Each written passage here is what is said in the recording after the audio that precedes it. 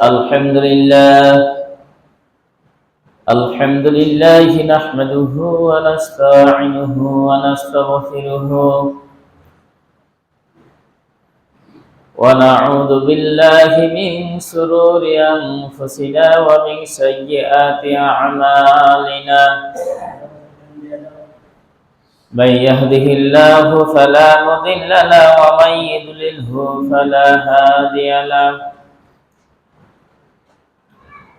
ونشهد أن لا إله إلا الله وحده لا شريك له الذي أرسله بالحق بشيرا ونذيرا وداعيا إلى الله بإذنه وسراجا منيرا.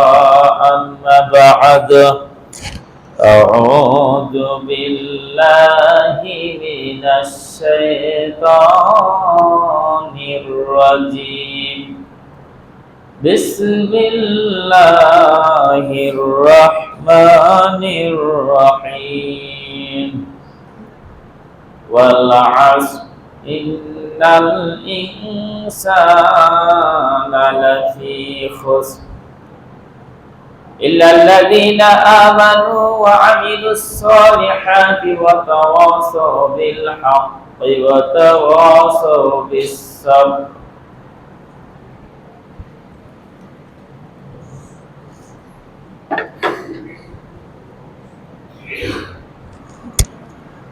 الحمد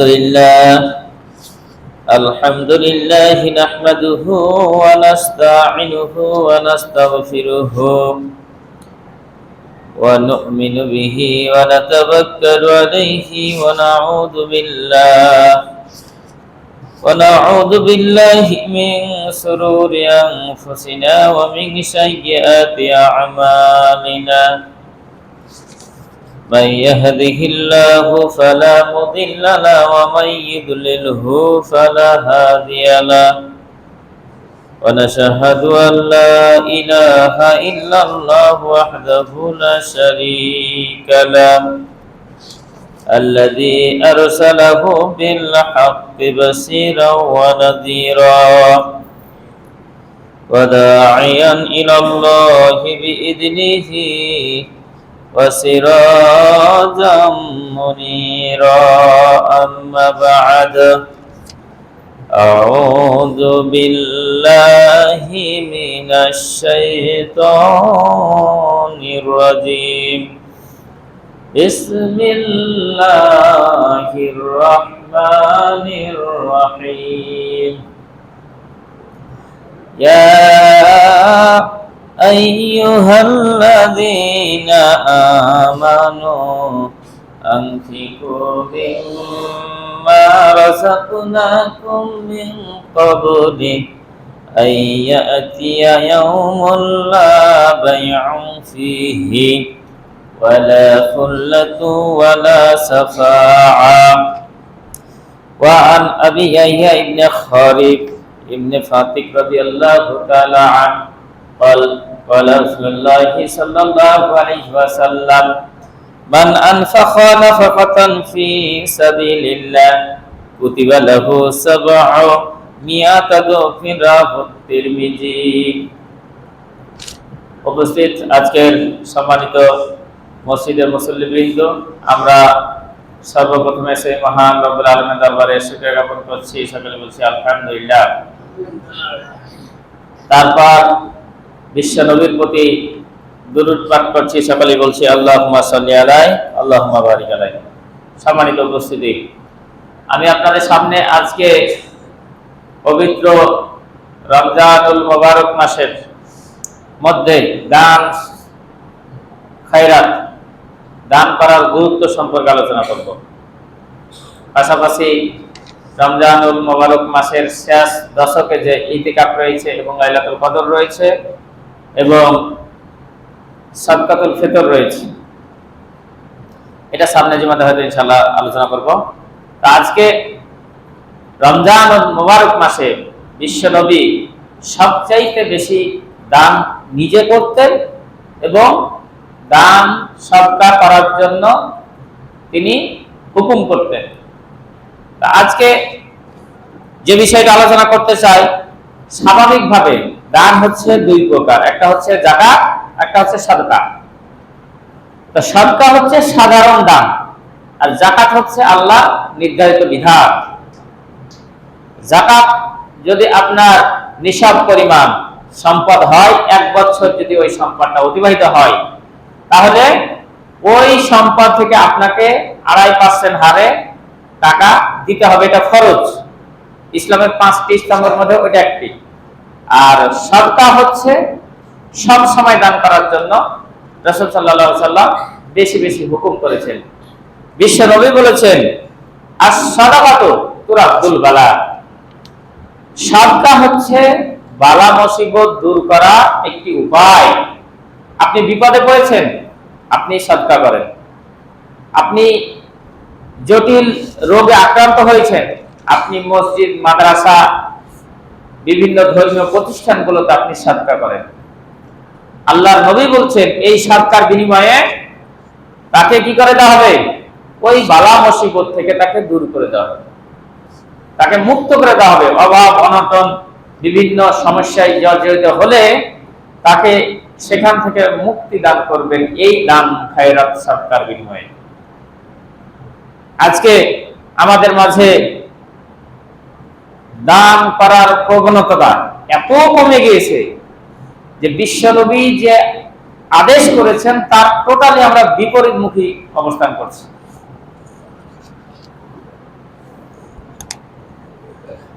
আপনার নামাজের মত হ্যাঁ বসেন। আপনার এই যে দানের ব্যাপারে, দান শব্দের অর্থ হচ্ছে নাফাকা, নুন ফা কফ। নাফকুন মানে হচ্ছে খরচ করা। ইনফাক ফি সাবিলিল্লাহ, দান করতে হবে কোথায়? সেটা হচ্ছে আল্লাহর রাস্তায়।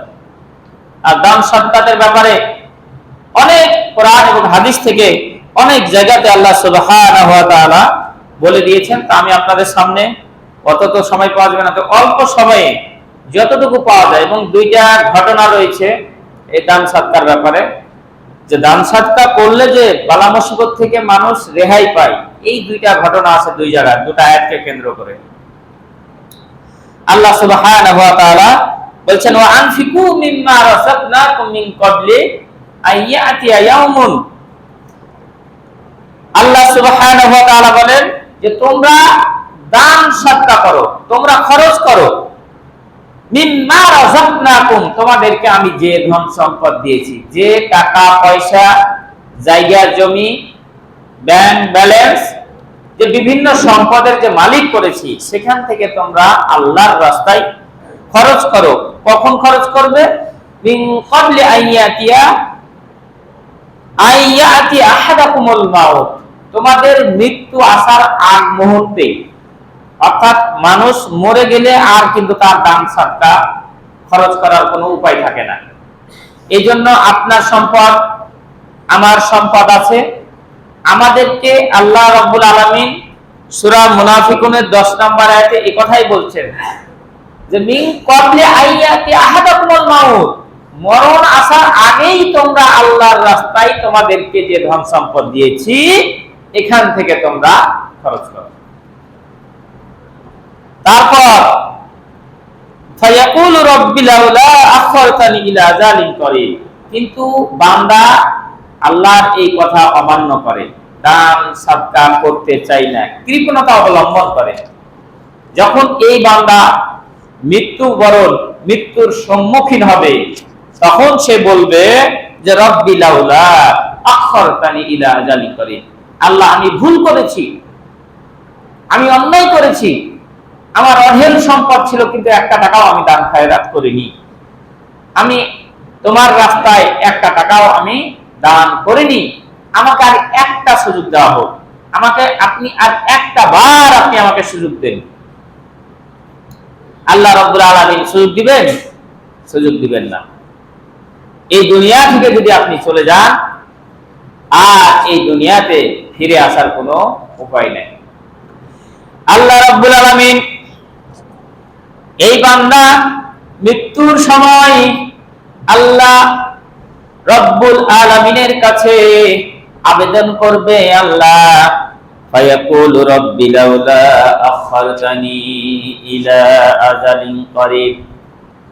এই বান্দা মৃত্যুর সময় আল্লাহর কাছে আবেদন নিবেদন করবে, আল্লাহ আমি ভুল করেছি, দুনিয়াতে থাকতে শয়তানের ওয়াসওয়াসায় পড়ে আমি একটা টাকা খরচ করিনি, ছেলে মেয়েদের দিকে চিন্তা করে আমি জায়গা কিনেছি, জমি কিনেছি, ব্যাংক ব্যালেন্স জমা করেছি, বাড়ি গাড়ি করেছি, সন্তান সন্ততিকে লেখাপড়া করার জন্য, তাদেরকে সেটেল করার জন্য তাদের পিছনে খরচ করেছি, কিন্তু তোমার রাস্তায় তোমার পথে আমি একটা টাকা দান করিনি। আল্লাহ বড় ভুল করে ফেলেছি, আমি ভুল স্বীকার করে নিলাম, আমাকে আপনি আর একটা বার সুযোগ দিন, আমাকে আর একটা বার আপনি সুযোগ দিন। আমি দুনিয়াতে যাব, যাওয়ার পর কি করব? ফাআসাদদাকা ওয়া আকুম মিনাস সালিহিন। দুনিয়াতে যাওয়ার পর আমি সব জায়গাতে যে যে জায়গাতে সদকা করার জায়গা রয়েছে, যেই জায়গাতে দান খয়রাত করার সেক্টর রয়েছে, সব জায়গাতে মসজিদে দান করব, মাদ্রাসায় দান করব, ইয়াতীমকে দান করব, ফকিরকে দান করব, মিসকিনকে দান করব। অর্থাৎ তোমার দিনের পথে যে যে জায়গাতে তুমি আমাকে দান করতে বলেছো, আমি সেই সেই জায়গাগুলোতে দান ফেরত করব। আমাকে একটা বার সুযোগ দেওয়া হবে। আর কি করব? ওয়া আকুম মিনাস সালিহিন। আর দুনিয়ার বুকে যারা ভালো বান্দা রয়েছে, সব নেককার বান্দা রয়েছে, এদের অন্তর্ভুক্ত হয়ে যাব। তাহলে দেখুন, মরার সময় বান্দা দুইটা জিনিস হওয়ার জন্য আল্লাহর কাছে আবেদন করবে, যে তুমি যদি আর একটা বার আমাকে দুনিয়াতে পাঠাও, তাহলে সব জায়গাতে আমার ধন সম্পদ আমি সাদকা করব, দান করব, খরচ করব। আর আমি যারা সৎ ব্যক্তি রয়েছে, সলেহ ব্যক্তি রয়েছে, নেককার বান্দা রয়েছে, এদের অন্তর্ভুক্ত হয়ে যাবে, এদের সঙ্গী হয়ে যাবে। আল্লাহ কি সুযোগ দিবেন? আল্লাহ রাব্বুল আলামিন বলেন, ওয়ালাই ইউআখিরাল্লাহু নাফসান ইযা জাআ আজালুহা আল্লাহু খাবীরুম বিমা তা'মালুন। আল্লাহ পাক ওই বান্দাকে বলবে, দুনিয়াতে একবার আমি পাঠিয়েছিলাম, ওই দুনিয়া থেকে এই পরকালে যখন মৃত্যুর মাধ্যমে তুমি চলে আসবে, আমি আল্লাহ ইন্না ওয়া'দাল্লাহি হাক্কুন ইন্না লা ইউখলিফুল মিয়াদ। আল্লাহ পাক বলবেন, বান্দা আমি কুরআনুল কারীমের মাঝে আমার নবী রাসূলের মাধ্যমে জানিয়ে দিয়েছিলাম, এই দুনিয়াটা মুমিনদের জন্য জেলখানা, এই দুনিয়াটা তামাম বিশ্বের মানুষের জন্য একটা শস্য ক্ষেত্র। এই দুনিয়াতে যে যেই রকম ভালো কাজ করবে, যে যেই রকম সুন্দর সুন্দর আমল করবে, মরার পর তার জন্য সুখময় স্থান জান্নাত পাবে। আর এই দুনিয়াতে যারা খারাপ কাজ করবে, এই দুনিয়াতে যারা অন্যায় কাজ করবে, মরার পর তাদের জন্য আমি সৃষ্টি করে রেখেছি জাহান্নাম, আযাবের স্থান জাহান্নাম। সুতরাং এখন কোন মানুষকে আর সুযোগ দেওয়া হবে না।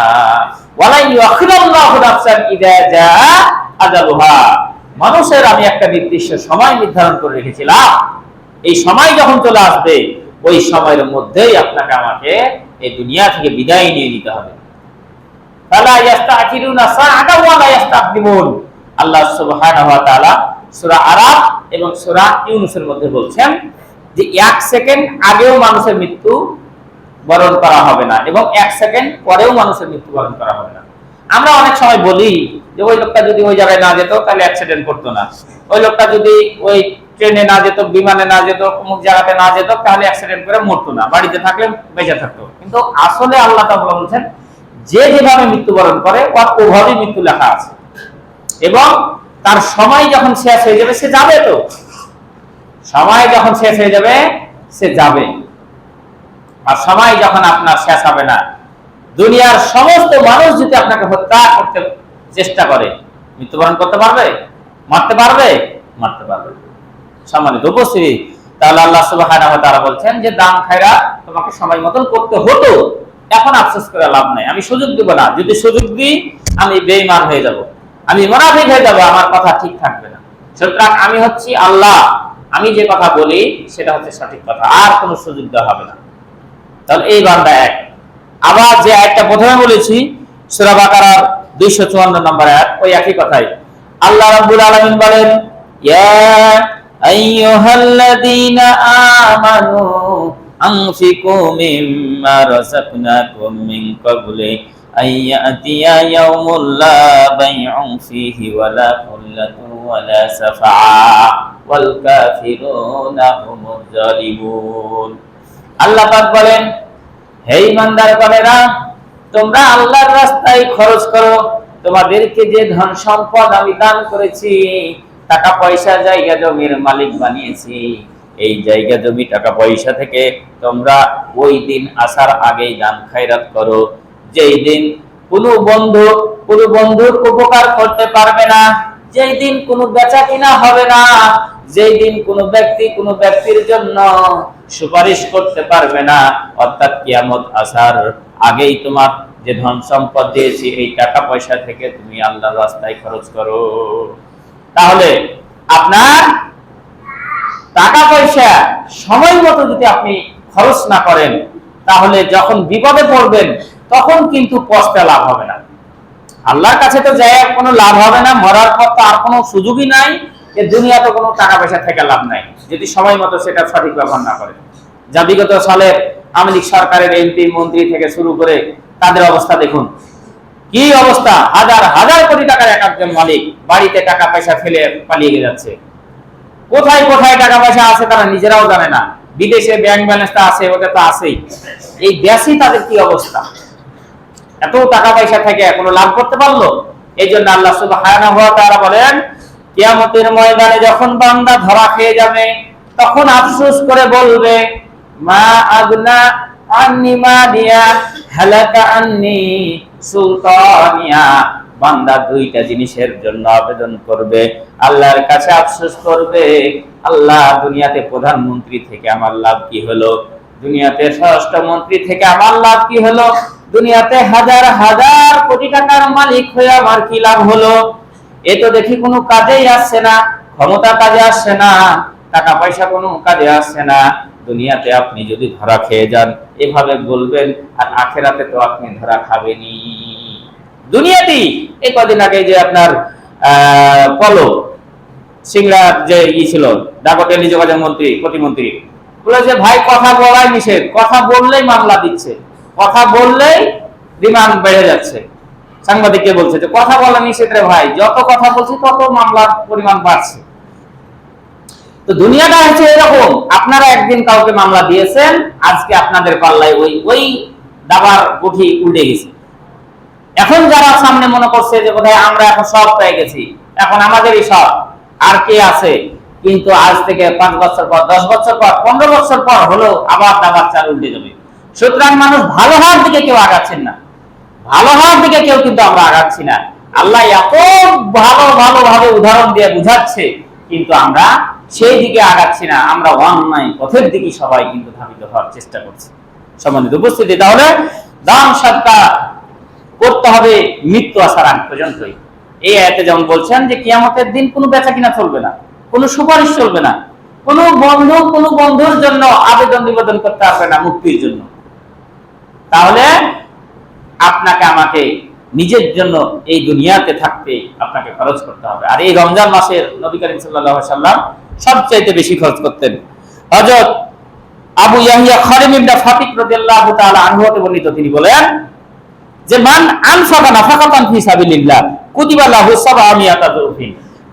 যে ব্যক্তি এই রমজান মাসে একটি টাকা দান করলো, তাকে 1 টাকা থেকে 700 গুণ পর্যন্ত তার বৃদ্ধি করে দেওয়া হলো। সুবহানাল্লাহ। তাহলে এত কিছুর পরও আমরা দেখা গেল যে দান খেরাত করতে পারছি না।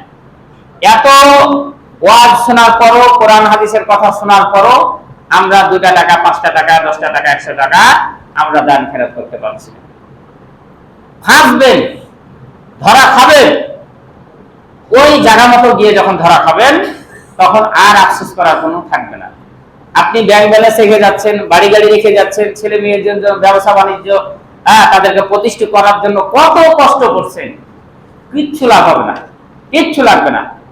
আল্লাহ পাক বলেন, ইয়াউমা লা ইয়ানফাউ মালু ওয়ালা বানুন ইল্লা মান আতাল্লাহা বিকলবিন সালিম। আল্লাহ পাক বলেন কিয়ামতের দিন কোনো সন্তান কাজে আসবে না, কোনো টাকা পয়সা কাজে আসবে না। এগুলো আপনার জন্য ইন্নামা আমওয়ালুকুম ওয়া আওলাদুকুম ফিতনা। আল্লাহ পাক বলেন টাকা পয়সা, ধন সম্পদ, সন্তান সন্ততি যদি সঠিকভাবে আপনি ব্যবহার না করেন, আল্লাহ যেভাবে ব্যবহার করতে বলেছেন এইভাবে যদি আপনি ব্যবহার না করেন, কিয়ামতের দিন এই সন্তান আপনার জন্য বিপদের কারণ হয়ে যাবে, এই টাকা পয়সা আপনার জন্য বিপদের কারণ হয়ে যাবে। সুতরাং এই দুনিয়াতে থাকতে গিয়ে আপনি ছেলেকে দ্বীনের জ্ঞান শিক্ষা দেন, যেই ছেলে বড় হয়ে আপনি মরে যাবেন আপনার জন্য দোয়া করবে, কবরে চলে যাবেন আপনার জন্য খরচ করবে, আপনি এই দুনিয়াতে বেঁচে থাকবেন আপনার সন্তানের জন্য, আপনার মানুষ আপনার জন্য দোয়া খায়রাত করবে। সন্তান এমন সন্তান তৈরি করুন, টাকা পয়সা এমন ভাবে খরচ করেন, মসজিদ তৈরি করে দেন, আপনি এই যে ফ্যান দেন, এই যে মাইক কিনা দেন, ইয়াতিম মাদ্রাসায় দান সদকা করেন, টাকা পয়সা আছে, আপনি ভালো ভালো কাজে আপনি খরচ করেন। বিশ্ব নবী বলেন ইজা মাতাল ইনসানু ইনকাতা আনহু আমালুহু ইল্লা মিন সালাসাতিন ইল্লা মিন সাদকাতিন জারিয়াতিন আও ওয়ালাদিন সালিহিন ইয়াদুলাহু আও ইলমিন ইনতাফাউ বিহি। এখানে তিনটি কথা বলল যে মানুষ মরে যাবে, মরে যাওয়ার পর কবরে মানুষ চলে যাবে, কিন্তু কবরে আমল সব বন্ধ হয়ে যাবে। আপনি যে আমলগুলো করছিলেন, এই যে নামাজ পড়ছেন, এখন কি নামাজ পড়তে পারবেন যখন মরে যাবেন? আপনি দান সদকা যদি করেন, মরে গেলে আর কি আপনি করতে পারবেন? করতে পারবেন না। বলছি তিনটা কাজ যদি যে করে যায় কবরে সব আমল বন্ধ হয়ে যাবে, ওই তিনটা কাজের আমল কবর পর্যন্ত বান্দা পৌঁছতে থাকবে। তার মধ্যে এক নাম্বার হচ্ছে সাদকাতুন জারিয়াতিন, সাদকায়ে জারিয়া। এই যে ফ্যানগুলো যে কিনে দিয়েছে, এই যে মাইকগুলো, এই যে আপনার মসজিদগুলো যারা টাকা পয়সা খরচ করে করছেন, এই যে যতদিন আপনি মরে গেলেন কিন্তু এগুলো ব্যবহার হতে থাকবে, এগুলোর একটা নেকির অংশ আপনার কবর পর্যন্ত পৌঁছতে থাকবে। আপনি একটা টিউবওয়েল বসে দিয়েছেন, মোটর দিয়েছেন, আপনি মাদ্রাসাতে কোরআন কিছু কিনে দিয়েছেন, আপনি বিভিন্ন যেগুলো কাজ চলতে থাকবে, অর্থাৎ ওই আপনার জিনিসটা ব্যবহার হতে থাকবে ভালো কাজে। এই যে সাদকায়ে জারিয়া, কবরে আপনি চলে গেছেন কিন্তু এই নেকি আপনার কবর পর্যন্ত পৌঁছতে থাকবে। দুই নাম্বার হচ্ছে আও ইলমিন ইনতাফাউ বিহি, আপনি মরে গেছেন কিন্তু দুনিয়াতে বেঁচে থাকা অবস্থায় আপনি দ্বীনের জ্ঞান মানুষদেরকে শিখিয়ে গিয়েছেন। আপনি নিজে একজন আলেম ছিলেন কিন্তু আলেম হতে পারেননি, একজন আলেমকে ভালোবেসেছেন, একজন আলেমকে দুইটা দিনের হরফ শিখিয়ে গিয়েছেন। এই যে আপনি একজন আলেম তৈরি করে গেলেন, ওই আলেম যত মাদ্রাসা ছাত্রকে দ্বীনের জ্ঞান শিক্ষা দিবেন, এই দ্বীনের জ্ঞান শিক্ষা দেওয়ার জন্য কবর পর্যন্ত একটা অংশ পৌঁছতে থাকবে। আপনি মরে যাবেন কিন্তু ওই একটা অংশ আপনার কবর পর্যন্ত চলে যাবে। তিন নাম্বার আওয়ালাদিন ইয়াদউলাহু আওয়ালাদিন সালিহিন ইয়াদউলাহু, এমন নেককার সন্তান আপনি এই দুনিয়াতে রেখে গেলেন, যাকে দ্বীনের জ্ঞান শিক্ষা দিলেন, যাকে একজন ধর্মীয় আলেম বানালেন। আল্লাহ পাক বলেন আপনি মরে যাবেন, মরে যাওয়ার পর ওই বান্দা প্রত্যেক ওয়াক্তে, প্রত্যেক রাকাতে, প্রত্যেক নামাজে পিতামাতার জন্য দোয়া করবে, রব্বির হামহুমা কামা রব্বায়ানি সগীরা, রব্বির হামহুমা কামা রব্বায়ানি সগীরা।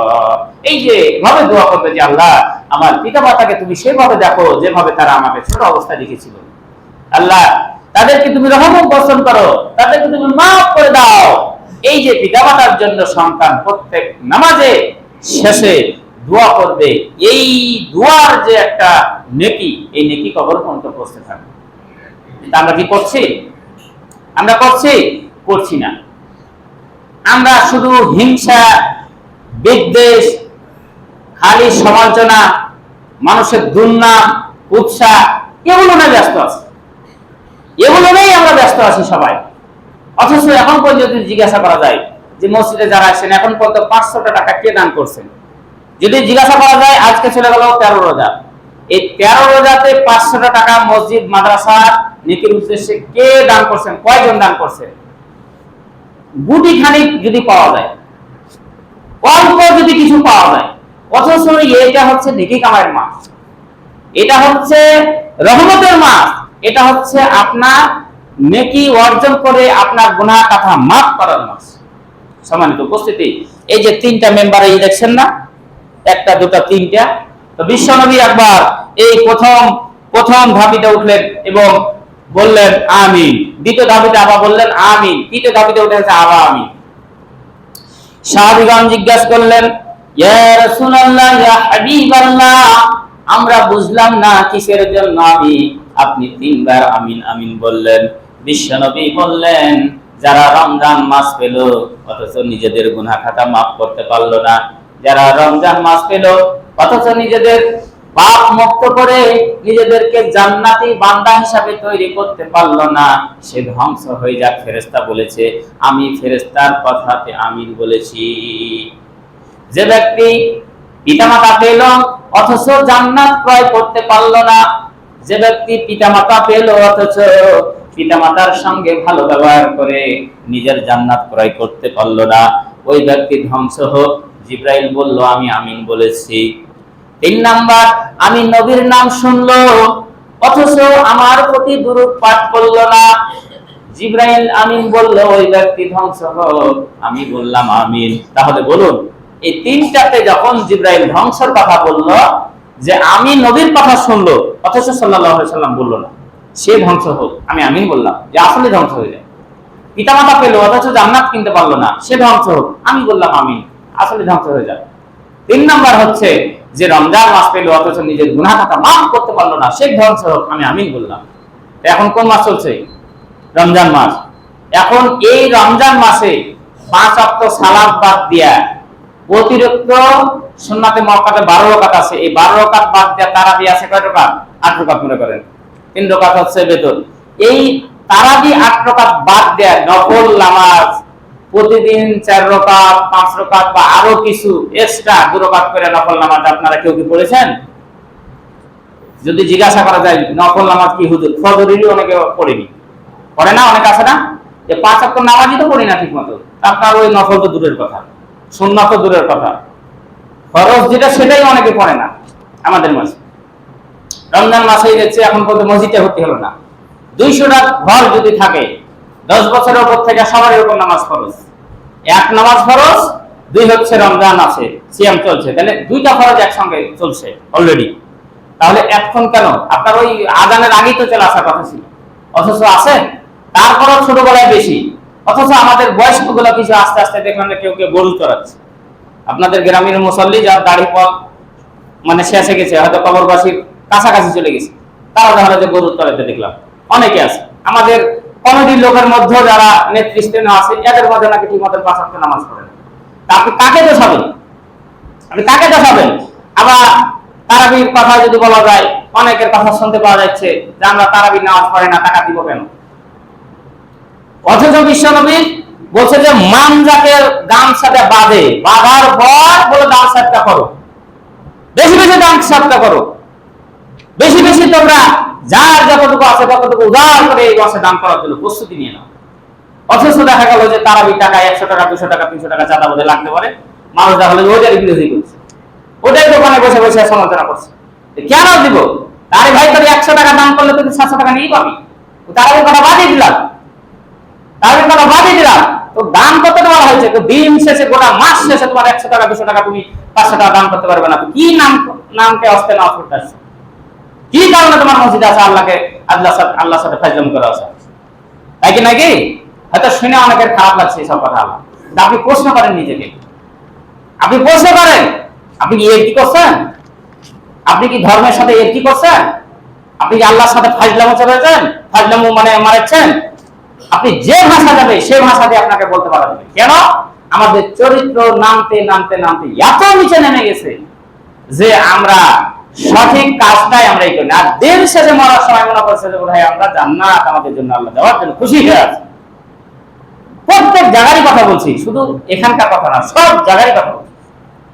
তাহলে শুধু জুমার রক্ত কি আপনার উপর ফরজ করা হয়েছে, আমার উপর ফরজ করা হয়েছে? এই যে জুমার মসজিদে এসেছি, এখান থেকে বোঝা যায় যে শুধু আমাদের উপর জুমার নামাজটা ফরজ। আবার আমাদের মুসল্লিদের মধ্যে এমন আছে যে নামাজ শেষ হবে, হয়তো 10 খুতবা শেষ করার কথা আছে, 3, 4 মানে 5, 7, 2, 3 মিনিট আগে আসে নামাজ পড়তে, তাহলে সব কাজ আমাদের ফাইজলাম হয়ে যাচ্ছে। অথচ দাড়ি মোজ সব পেকে গেছে, অথচ মসজিদে ওই বাইরে যে সমাজরা। কিন্তু এই মাসে যদি 100 টাকা আপনি দান করেন তাহলে 700 টাকার সমান আপনি নেকি পেলেন, তাই নাকি কথাটা? মানে 700 গুণ আপনি বেশি নেকি পেলেন। স্বেচ্ছায় তো মানুষ এই মাসে দান করে। আপনি দেখবেন যারা ইয়াতে ওই যে আপনার শহর বাজারের মসজিদে অন্য মাসে কিন্তু দান সৎকার করে না, কিন্তু শহর বাজারে যারা ওই যে হাফিজ তারাবি পড়ায় 70, 80, 50,000, 70,000, 1 লাখ পর্যন্ত হুজুরকে তারাবি টাকা দেয়। কেন? বাবা চাকরি করে, বাবা হয়তো 1,000 দিয়ে দিল, বেটা চাকরি করে, ও 500 টাকা দিয়ে দিল, বা আরো দেখা গেল যে দাম। আর যারা সৌদি আরবে থাকে এসে এই মাসে যে ব্যবসায়ীরা দাম কমিয়ে দিয়ে সাধারণ মানুষের জন্য সহজ করে দেয়, করে কি করে না? ইফতারি ধরেন মরুভূমির আশেপাশে রেখে দিয়েছে রাস্তার ধারে, মানুষ যে যার মতন করে নিচ্ছে। তাহলে তারা কি খেপা? তারা কি বাংলাদেশি অনুযায়ী খেপা নাকি? আর আমাদের দেখেন তরমুজের দাম কত ছিল, তরমুজের দাম কত টাকা ছিল, তরমুজ খাচ্ছিল না, অথচ রমজান মাস যেমনি এসে একেবারে বাড়িয়ে দিয়েছে। গত 5 দিন মধ্যে 200 টাকাতে নিয়ে যায়, টাকাটাই মাটি, এমন মানে স্বাদ নাই, সোয়াদ নাই, অথচ লস চলতেছে। একটা ছোট্ট এই আপনার ছাগলের বিচির মতন এই যে একটা আনারস, এই যে ছোট ছোট আনারস গালা আছে না, ওই আনারস গালা হচ্ছে কেজিতে বিক্রি করছে, বা আপনার ওই 30 টাকা 40 টাকা এক পিস, অথচ ঠিকা ফেরা দিয়ে আসছে। তাহলে রমজান মাস যেমনি আসছে, বাংলাদেশের লোক কিভাবে ইনকাম করা যায় এটা শুরু করছে, এটার পিছিয়ে দৌড়াচ্ছে, মানে দুনিয়াবি ইনকাম। অথচ এই মাসটা হচ্ছে দুনিয়াবি ইনকাম ছেড়ে দিয়ে আপনার নেকি কামাই করার ইনকাম। যাও, দুটা ঘটনা আছে আপনাদের সামনে, আমি একটু তুলে ধরার চেষ্টা করি যেহেতু সময় শেষ হয়ে যাচ্ছে। আল্লাহ রাব্বুল আলামিন বলেছেন, আল্লাযীনা ইনফিকুনা ফিস সাররাই ওয়াজ যাররা ওয়াল কাযিমিনাল গায়যা ফিনা আনিন নাস আল্লাহু ইউহিব্বুল মুহসিনিন। আল্লাহ বলেন সচ্ছলতা অবস্থায়, অসচ্ছলতা অবস্থায় তোমাকে আল্লাহর রাস্তায় দান খয়রাত করতে হবে, মাপ নাই। এই টাকা পয়সা দেওয়ার মালিক কে? আপনি মনে করেন যে এখন দান খয়রাত করছেন না, এখনই যদি আপনার ডায়রিয়া শুরু হয়, ডায়রিয়া যদি এখনই শুরু হয়, এখনই যদি আপনার লাইন একদম পানির মতন ক্লিয়ার হয়ে যায়, আপনি ওই টাকা পয়সা খরচ করে আপনি যাবেন না মেডিকেলে? যাবেন কি যাবেন না? তাহলে দান সৎকার করলে আমি একটা ঘটনা আপনাকে কিভাবে বলি। হযরত সুলাইমান রাদিয়াল্লাহু তাআলা আনহুর আমলের ঘটনা। হযরত সুলাইমান নবীর আমলের ঘটনা, যে এক ব্যক্তি ছিল, তার ওই ব্যক্তির পাশে কিন্তু একটা গাছ ছিল, ওই গাছে কিন্তু একটা পাখি বসবাস করত। ওই পাখিটা কিন্তু ডিম পাড়ত, ওই ব্যক্তি কিন্তু ডিম পাড়ার সঙ্গে সঙ্গে ডিম নিয়ে এসে খেয়ে নিত। আর সুলাইমান নবী তো সব ভাষা বুঝতো, জিনদের ভাষা বলতো, জিন তার তাবে ছিল, পাখি টাখি সব, পিঁপড়া টিপড়া সবগুলোর ভাষা বুঝতো। ওই পাখি তার ডিম খেয়ে নেওয়ার কারণে জামানার নবী সুলাইমান আলাইহিস সালামের কাছে গিয়ে আরজ করলো, ইয়া রাসূলুল্লাহ, ইয়া নবী আল্লাহ, আমার ডিমগুলো অমুক বান্দা খেয়ে নাই, একটু তাকে আপনি নিষেধ করুন। তাকে ডেকে পাঠা হলো, ডেকে পাঠার পর বললো যে তুমি পাখির ডিম খেও না, আমার কাছে অভিযোগ করে গেছে তোমার বিরুদ্ধে। এখন ওই যে মানুষ একটা কথা, এখন আপনাকে যদি বলি যে এত টাকা দান করা লাগবে, 5 টাকা দেওয়া লাগবে, বলে দিব কেন? দিব কেন? মানে যদি গ্রামের মডলি বলে, আপনার বাবা চাচা এই সব, আগে কিন্তু মানুষ মানুষকে মানতো, আগে কিন্তু মানুষ মানুষকে মানতো। আমাদের দিকে এখনো কিন্তু আপনাদের মোটামুটি হয়তো দুর্নাম করা হয়ে যাবে বলে বাগমারা থাকছে, বাগমারা দুর্নাম করছে, তো কিন্তু আপনার মোটামুটি এখনো কিন্তু আপনার স্বাভাবিক আছে আমাদের ওই সাইডের। না হলে দেখেন আপনার 700, 800 এই যে দাওরা মাদ্রাসাগুলো সব জাগির খাই, সব বাড়ি বাড়ি নেয় এবং সব দান খয়রাতের বলে কিন্তু মাসাগুলো চলে। জালসা হলে 50 লক্ষ 1 কোটির উপর পর্যন্ত আদায় হয়, তো টাকাগুলো মানুষই দান করে। তো আপনার ওই মরলে যেটা বলবে, যেমন তারাবি টাকা যদি বলি যে 20,000 যদি লাগে ইমাম মুয়াজ্জিনকে, বাইরে যদি 200টা থাকে, তাহলে 200 ঘরে হয়তো দেখলো যে কত টাকা করে তুললে আপনার 20,000 টাকা জুটবে, বা হয়তো বোনাস টোনাস যদি থাকে সব হিসাব করে। তাহলে সবার বাড়িতে যারা বেশি দেওয়ার 500 ধরলো, যাকে 500 300 ধরলো, যারা আরো অল্প থাকে 100 বা 200 ধরলো, কিন্তু কেউ কিন্তু বলতে পারবে না যে আমি দিব না, কারণ সমাজে সে আছে, কারণ সে সমাজে আছে এবং বাধ্যতামূলক এটা দেওয়া লাগবে, যেহেতু সমাজ, এটা একটা প্রতিষ্ঠান। আপনাদের দিকে যেমন অনেকে শুনতে পাচ্ছি যে তারাবি নামাজ পড়বে না সে দিবে না, এরকম নাকি শোনা যায়। তো এরকম যদি করেন তাহলে এই মসজিদে একসময় ভাগাভাগি করে নিবে, যে ভাই আমি এই 20,000 টাকা দিয়ে এই পিলার করে দিয়েছিল, এখন আর যেহেতু আমাকে কেউ নামাজ পড়ছে না, আমি পিলার তুলে দিয়ে যাবো, অন্য জায়গাতে পায়খানা করলে ইট দিয়ে। এরকম করবে না? অবশ্যই করবে। ভাগাভাগি হয়েছে না, মসজিদ মাদ্রাসা 3 ভাগাভাগি, বলেছে ভাই দান করেছেন 1 লাখ, এই যে এই ঘরটা আমার ছিল, আমি 3 ভাঙে আর এই মাসে দানও করবো না, এই মাসে আর চলাফেরা না, আমি এই ঘরটা আমাকে দাও। অনেক জায়গাতে কিন্তু মারামারি হয়েছে, ভাগাভাগি করা।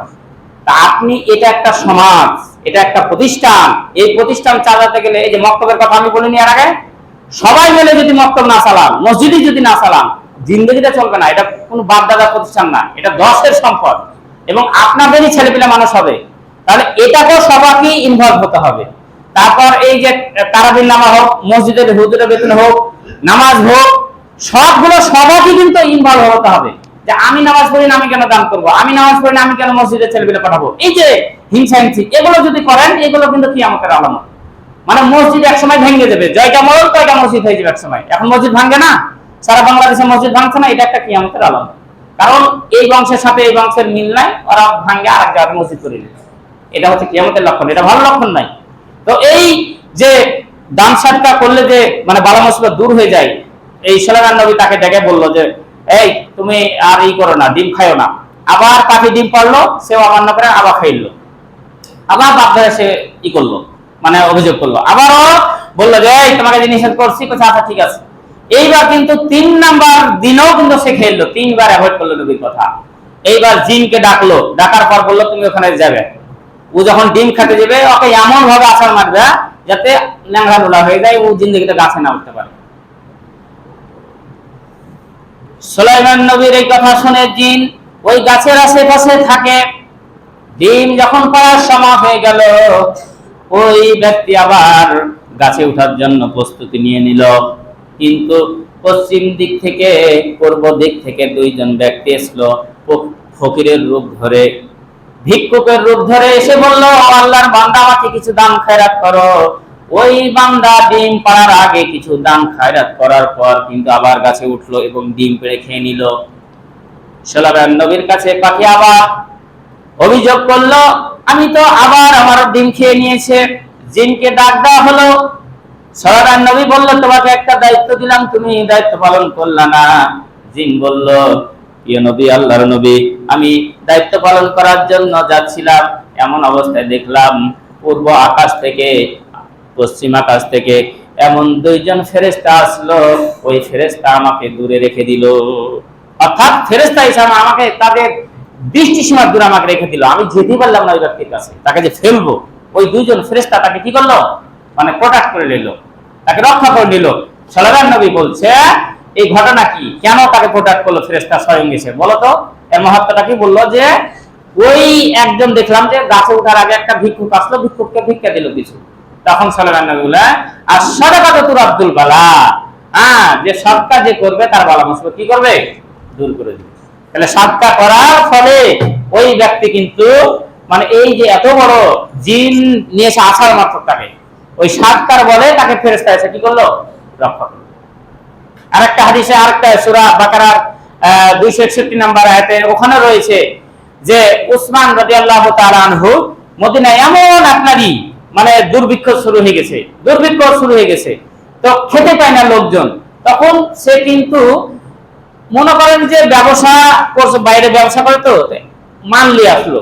তো কিছু ব্যবসায়ী এসে বললো যে আপনি মনে করেন 100 টাকাতে মাল কিনেছেন, আপনাকে 150 টাকা দিচ্ছি, 50 টাকা লাভ দিয়ে আপনি মালগুলো আমাকে দিয়ে দেন, মানে 50% লাভ নিয়ে আপনি মালগুলো দিয়ে দেন। তখন উসমান রাদিয়াল্লাহু তাআলা আনহু বলছেন, আমাকে 700 টাকা লাভ বেশি দিতে হবে, মানে 700 গুণ লাভ বেশি দিতে হবে। কেননা তোমার আগে না 700 না, আমাকে 1000 গুণ বেশি লাভ দিতে হবে।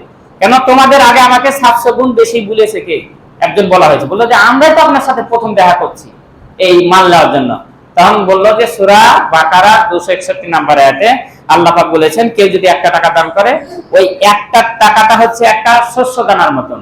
কেউ যদি একটা ধানের বীজকে রোপণ করে, ওই একটা বীজ থেকে 7টা শীষ জন্মায়, আর 7টা শীষে 100 টাকা করে 700 ধান জন্মায়। তাহলে একটা আপনি ধান রোপণ করলেন, ওখান থেকে 7টা শীষ জন্মিল, ওই 7টা শীষে আবার 700টা ধান আপনার জন্মিল। তাহলে কয়টা হলো, 700 গুণ। তা আল্লাহই তো বলেছে যে 1 টাকা কেউ দান করলে 700 টাকার মতন নেকি পাবে। তাহলে আমি তোমাকে 50 টাকাতে কেন দেবো, মানে অর্ধেক লাভে কেন দেবো তোমাকে? তাহলে 1000 টাকা যদি দাও, আর এই টাকাগুলো আমি সব গরিবদেরকে দিয়ে দিব, কারণ দুর্ভিক্ষ চলছে মদিনায় এখন।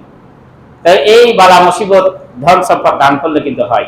আপনারা অনেকে হয়তো রাগ করতে পারেন আমার কথায়, কিন্তু যখন শুনছি এই 10 টাকা 5 টাকা 50 টাকা এই সমস্ত জিনিসগুলো নিয়ে হ্যাঁ মানে কথা হয়েছে, এগুলো নিয়ে দোকান বাজারে বিভিন্ন জায়গাতে সমালোচনা হয়েছে, এই কয় টাকা দান করে? আপনি যদি সারা রমজান মাস যদি দান করেন, আপনি ইফতারি বাবদ কয় টাকা খরচ করছেন আপনি বলেন তো? অথচ আল্লাহ নবী বলছেন মানুষের মাল তিনটে, যে সে খেলো এটা একটা মাল, খাইয়া শেষ করে দিল, যে পড়লো পড়ে ছিঁড়ে দিল, আর যে দান করলো এই তিনটাই তার মাল। আর বাদ বাকি যে সম্পদ রেখে গেলেন এগুলো আপনার সন্তানের, আপনার ওয়ারিসের। সময় যেহেতু অনেক পার হয়েছে, তো আপনারা চেষ্টা করবেন, আপনারা সকলে চেষ্টা করবেন এই রমজান মাসে বেশি বেশি দান খরচ করার। সবাই মিলে যদি আপনি, সমাজ যদি একঠে না হন, সমাজ যদি সবাই যদি এভাবে খেলাখেলি করতে যান, সবাই যদি এই বংশ ওই বংশ, এই মডেল ওই মডেল মানে পাটাপাটি করতে যান, তাহলে কিন্তু চলবে না, সমাজ চলবে না, কিয়ামতের আলামত। আল্লাহ পাক আমাদের সকলকে একত্রিত হয়ে একই মানে ছাদের নিচে যেমন আমরা নামাজ পড়তে এসেছি, সকলেই যেন একটা সমাজ হয়ে এক ইউনিটির আন্ডারে থেকে কোরআন হাদিস ফলো করার তৌফিক দান করে সকলে আল্লাহুম্মা আমিন। এবং রমজান মাসে আমাদেরকে যেন বেশি বেশি দান সদকা করার তৌফিক দান করে সকলে আল্লাহুম্মা আমিন। এই বলে আমরা সংক্ষিপ্ত বক্তব্য শেষ করলাম। আমা আলাইনা ইল্লাল বালাগ। আল্লাহুম্মা সাল্লি আলা মুহাম্মাদ ওয়া আলা আলি মুহাম্মাদ কামা সাল্লাইতা আলা ইব্রাহিম ওয়া আলা আলি ইব্রাহিম ইন্নাকা হামিদুম মাজিদ। আল্লাহুম্মা বারিক আলা মুহাম্মাদ ওয়া আলা আলি মুহাম্মাদ কামা বারাকতা আলা ইব্রাহিম ওয়া আলা আলি ইব্রাহিম ইন্নাকা হামিদুম মাজিদ। ربنا تقبل منا انك انت السميع العليم وتب علينا انك